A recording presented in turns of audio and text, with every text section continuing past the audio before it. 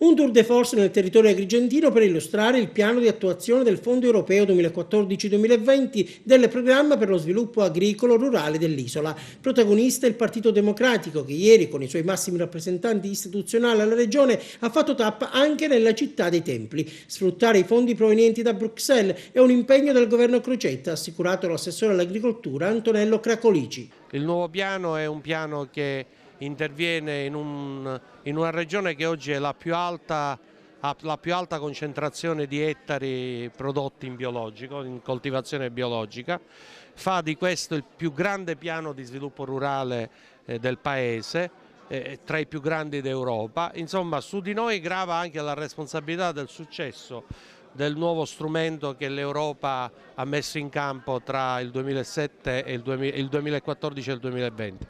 Noi ci muoviamo lungo due assi.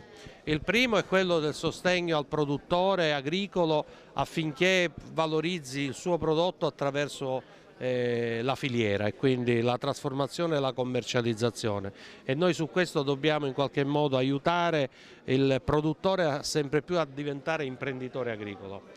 L'altro asse è quello di valorizzare lo sviluppo rurale. Noi abbiamo tutte le aree della Sicilia che sono interessate allo sviluppo rurale, vivono oltre 2,5 milioni di siciliani.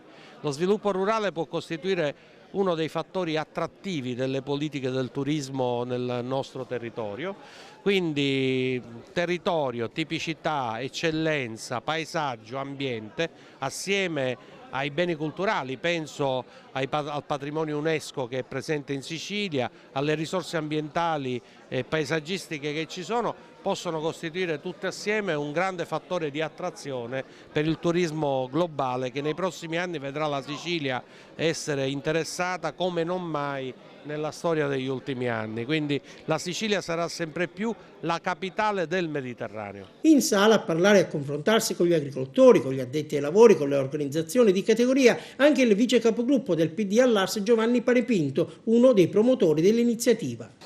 Il precedente piano di sviluppo rurale è stato utilizzato anche bene, probabilmente dobbiamo chiudere la stagione delle proroghe, di una burocrazia che notifica con pecche e non con le vecchie buste rosse da passare attraverso uffici postali, protocolli eccetera.